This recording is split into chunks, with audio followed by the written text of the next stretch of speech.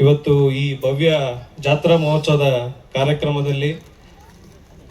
ಕಾರ್ಯಕ್ರಮದ ವೇದಿಕೆ ಮೇಲೆ ಆಸೀನರಾಗಿರುವಂತ ಎಲ್ಲ ಪರಮ ಗುರುಗಳೇ, ಪರಮ ಪೂಜ್ಯ ಗುರುಗಳೇ, ಸಾಧು ಸಂತರೇ ಹಾಗೂ ವೇದಿಕೆ ಮುಂಭಾಗದಲ್ಲಿ ಕೂತಿರುವ ಎಲ್ಲ ಭಕ್ತರಿಗೆ ನನ್ನ ಹೃದಯಪೂರ್ವಕ ನಮನಗಳು.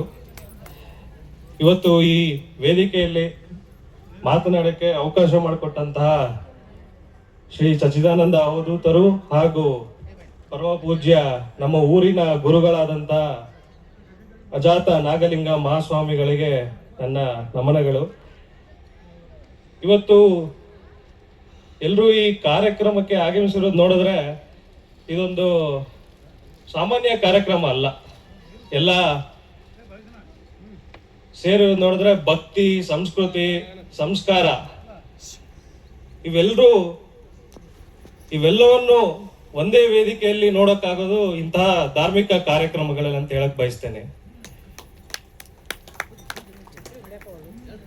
ನಮ್ಮ ಜೀವನದಲ್ಲಿ ಗುರುಗಳ ಮಹತ್ವ ಎಷ್ಟಿದೆ ಅಂತಂದ್ರೆ, ತಂದೆ ತಾಯಿ ನಮ್ಮನ್ನ ಈ ಭೂಮಿಗೆ ತರ್ತಾರೆ, ಆದ್ರೆ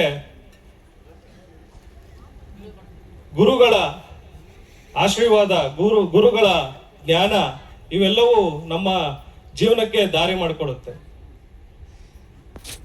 ಗುರುಗಳು ಯಾರಂತಂದ್ರೆ ಅಜ್ಞಾನವನ್ನು ದೂರ ಮಾಡಿ ಜ್ಞಾನವನ್ನು ಕಲಿಸಿಕೊಡುವಂತವರೇ ಗುರುಗಳು. ಇಂತಹ ಗುರುಗಳ ಆಶೀರ್ವಾದ ನಮ್ಮೆಲ್ಲರ ಮೇಲಿರಲಿ. ಎಲ್ಲ ಸಣ್ಣ ವಯಸ್ಸಿಂದ ಎಲ್ಲ ಸಣ್ಣ ಮಕ್ಕಳಿದ್ದೀರಿ, ಎಲ್ಲ ಯುವಕರಿದ್ದೀರಿ, ತಂದೆ ತಾಯಂದಿರಿದ್ದೀರಿ, ನಮ್ಮೆಲ್ಲರ ಮೇಲೂ ಇಂತಹ